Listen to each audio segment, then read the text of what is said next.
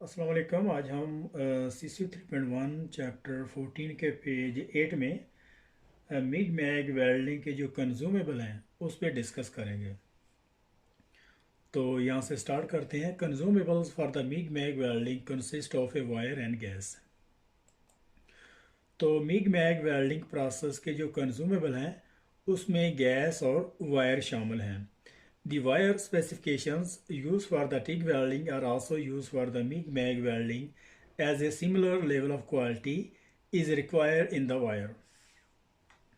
और जो MiG MAG welding process की जो फिलर वायर है और टिग वेल्डिंग की जो वायर है उसकी जो क्वालिटी का लेवल वो सेम ही है। The main purpose of the copper coating of the steel MIG-MAG welding wire is to maximize current pickup at the contact tip and reduce the level of coefficient of frictions in the linear with the protections against the effect of corrosions being a secondary function। यहाँ तक इसको देखते हैं। और MiG mag की जो filler wire है उसकी जो कॉपर कोटिंग का जो मेन मकसद है वो करंट पिकअप को जो है वो इंक्रीज करती है। कॉन्टैक्ट टिप के थ्रू उसकी जो करंट पिकअप है वो इंक्रीज होती है and reduce the level of coefficient of friction in the linear with protection against the effect of corrosion being a secondary function.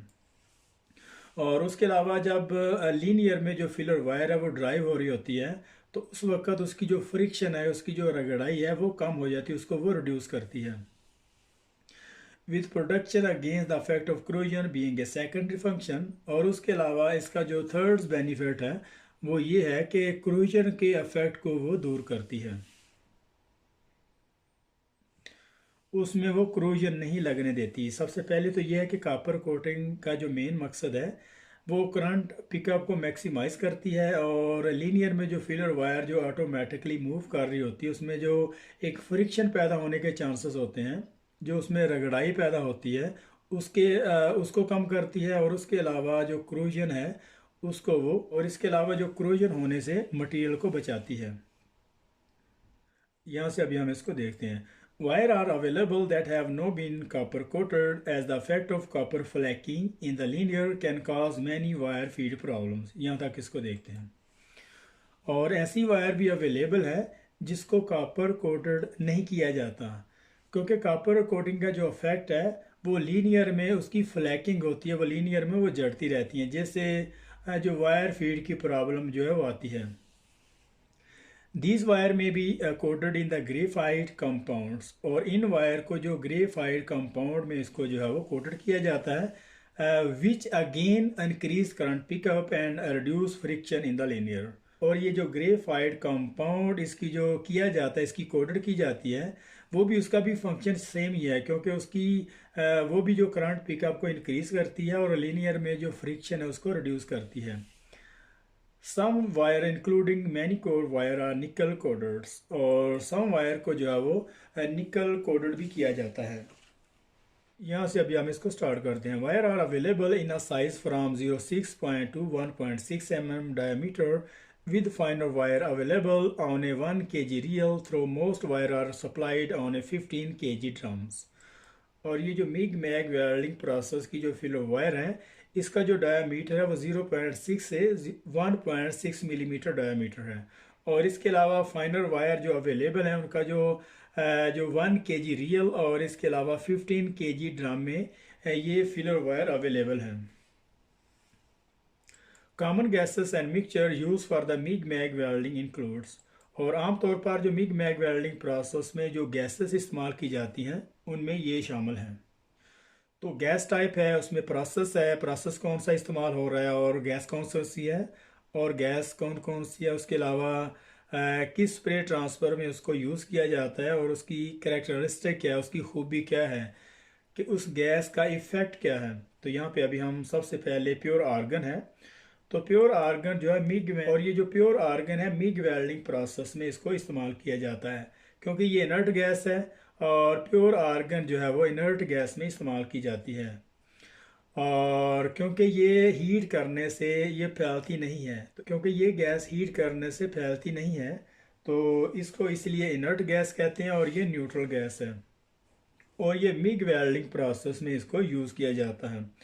तो इसको स्प्रे और पल्स में इस्तेमाल करते हैं। ये वेल्डिंग स्टील के लिए और अल्मुनियम अलाय को वेल्ड करने के लिए इस्तेमाल की जाती है। प्योर आर्गन जो है, यहाँ पे क्वेश्चन भी बनता है कि प्योर आर्गन जो हमेशा ख़ास तौर पर अल्मीनियम अलाय को वेल्ड करने के लिए इस्तेमाल किया जाता है। वहाँ पे बहुत सारे दूसरे मेटल भी होंगे, लेकिन वहाँ पे इसका जो करेक्ट आंसर वो चूज़ किया जाएगा वो अल्मीनियम अलाय है, और इसको जो स्प्रे और पल्स में इस्तेमाल करते हैं। और इसके अलावा इसकी जो करेक्टरिस्टिक है वो वेरी स्टेबल आर्क है, और इसकी जो आर्क है वो स्टेबल रहती है। एंड इसकी जो पेनिट्रेशन है वो पोर पेनिट्रेशन ये प्योर आर्गन जो है देती है। एंड लो लेवल स्पैटर्स, और इसके जो स्पैटर हैं वो लो होते हैं, और ये लो लेवल स्पैटर जो है वो देती है। इसकी जो आर्क है वो स्टेबल है, और ये पोर पेनिट्रेशन देती है, और इसके जो स्पैटर हैं वो वेरी लो लेवल स्पैटर इसमें आते हैं। तो नंबर 2 में प्योर कार्बन डाइऑक्साइड है। तो प्योर कार्बन डाइऑक्साइड जो है वो मैग वेल्डिंग प्रोसेस में इस्तेमाल की जाती है। मैग मतलब मेटल एक्टिव गैस। तो कार्बन डाइऑक्साइड जो है ये एक्टिव गैस है, और ये गर्म करने से फैल जाती है, इसीलिए ये एक्टिव गैस है। और इसको जो डिप ट्रांसफ़र में इसको यूज़ करते हैं, और ये वेल्डिंग ऑफ स्टील को वेल्ड करने के लिए ये जो कार्बन डाइऑक्साइड है और ये मैग वेल्डिंग प्रोसेस से की जाती है। और इसकी करेक्टरिस्टिक ये है कि ये गुड पेनिट्रेशन है, डीपर पेनिट्रेशन देती है, और अनस्टेबल आर्क है। लेकिन इसकी जो आर्क है वो स्टेबल नहीं रहती, ये स्टम्बर रहती है। और एंड हाई लेवल ऑफ स्पैटर्स, और इसके जो स्पैटर हैं वो भी बहुत ज़्यादा होते हैं। तो यहाँ पे क्वेश्चन ये बनता है कि प्योर कार्बन डाइऑक्साइड इसका जो आर्क स्टेबिलिटी है वो किस कैटेगरी की है। ये अनस्टेबल आर्क है, और इसकी जो पेनिट्रेशन है वो डीप पेनिट्रेशन है। लेकिन जो प्योर आर्गन है उसकी जो पेनिट्रेशन है वो पोर पेनिट्रेशन है, लेस पेनिट्रेशन। तो इसका जो हाई लेवल स्पैटर है, और इसके निस्बत जो उसका जो प्योर आर्गन है उसके स्पैटर लो हैं। तो नंबर 3 में यहाँ पे आर्गन प्लस 5 to 20% इसमें कार्बन डाइऑक्साइड है, और ये मैग वेल्डिंग प्रोसेस में इसको इस्तेमाल किया जाता है। तो ये एक्टिव गैस है, दोनों एक्टिव गैस इसमें इस्तेमाल की जाती हैं।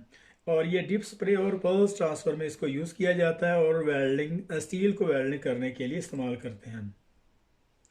तो ये क्या करती है कि गुड पेनिट्रेशन है, और with stable arc and low level of spatters. तो ये अच्छी पेनिट्रेशन भी देती है, और इसकी जो स्टेबल आर्क भी स्टेबल है, और इसके जो स्पैटर हैं वो भी बहुत ज़्यादा वो कम है, क्योंकि इसमें आर्गन और कार्बन डाइऑक्साइड को मिक्स किया जाता है। और जो आर्गन है इसकी जो स्टेबल आर्क है और इसके लो लेवल स्पैटर हैं। और जबकि कार्बन डाइऑक्साइड जो है इसकी जो खसूसियत ये है कि ये डीपर पेनिट्रेशन देता है, अनस्टेबल आर्क है, और इसके जो स्पैटर हैं बहुत ज़्यादा हाई होते हैं। तो दोनों गैसेस को मिक्स करने के बाद इसकी जो अच्छी प्रॉपर्टी है, जैसे गुड पेनिट्रेशन, स्टेबल आर्क और लो लेवल ऑफ द स्पैटर, दोनों को मिक्स करने से इसकी जो प्रॉपर्टी बनती है वो गुड पेनिट्रेशन, स्टेबल आर्क और लो लेवल स्पैटर। तो इस टेबल में बहुत सारे क्वेश्चन आते हैं। तो नंबर यहाँ पे लास्ट में हम देखते हैं आर्गन प्लस 1 to 2% ऑक्सीजन और कार्बन डाइऑक्साइड, और ये मैग वेल्डिंग प्रोसेस में इस्तेमाल की जाती है। और क्योंकि ये सारी एक्टिव गैसेस हैं, और इसको जो मिक्स करके इसको जो है वो स्प्रे और पल्स ट्रांसफ़र में यूज़ किया जाता है, और इसको ऑस्टेनाइटिक और फेराइटिक स्टेनलेस स्टील के लिए इसको यूज़ करते हैं। ऑस्टेनाइटिक और फेराइटिक स्टेनलेस स्टील दोनों को इस पे यूज़ करते हैं एक्टिव गैसेस को।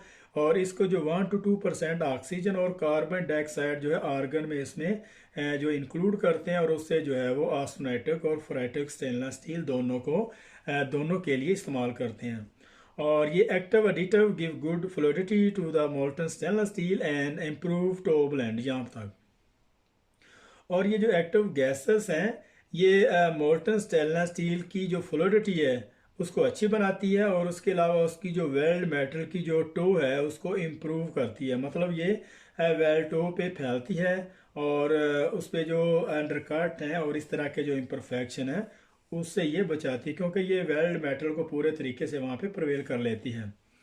तो यहाँ पे कुछ क्वेश्चन बनते हैं कि प्योर आर्गन के लिए कौन सा जो है वो प्रोसेस इस्तेमाल किया जाता है, MAG process, MIG process, dip transfer, या इसके अलावा इसकी जो है वो पल्स ट्रांसफ़र। तो प्योर आर्गन जो है वो मिग वेल्डिंग प्रोसेस में इस्तेमाल की जाती है, और इसको जो है वो ख़ास तौर पर एल्युमिनियम अलाई को वेल्ड करने के लिए यूज़ करते हैं। और इसकी खसूसियत ये है कि ये स्टेबल आर्क है, पोर पेनिट्रेशन, और इसके स्पैटर भी बहुत ज़्यादा लो हैं। दो क्वालिटी इसकी अच्छी हैं, स्टेबल आर्क और लो स्पैटर, जबकि इसकी जो पेनिट्रेशन है वो कार्बन डाइऑक्साइड की निस्बत लो होती है। और इसी तरीके से पोर कार्बन डाइऑक्साइड है तो ये अच्छी पेनिट्रेशन देती है, और इसकी जो अनस्टेबल आर्क हैं और इसके स्पैटर भी बहुत ज़्यादा हाई होते हैं।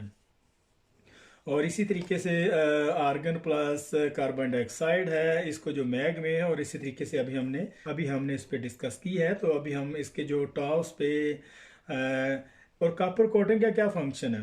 कॉपर कोटिंग का जो फंक्शन, मेन फंक्शन ये है कि कॉन्टैक्ट में इसकी जो करंट की एफिशिएंसी उसको इंक्रीज़ करती है, और उसके अलावा इसके जो लीनियर फ्रिक्शन, जो लीनियर में इसकी जो फ्रिक्शन है उसको रिड्यूस करती है, और इसके अलावा जो इसमें क्रोजन है उससे बचाती है। और इसके अलावा उसके अलावा जो मिग मैग और टिग गी फिलो वायर है, उसका जो क्वालिटी का लेवल जो सिमिलर एक दूसरे से मिलता जुलता है। तो यहाँ पे हमारा जो 14.8 यहाँ पे ख़त्म हो रहा है। तो मिलते हैं नेक्स्ट पेज में, तब तक के लिए अल्लाह हाफिज़।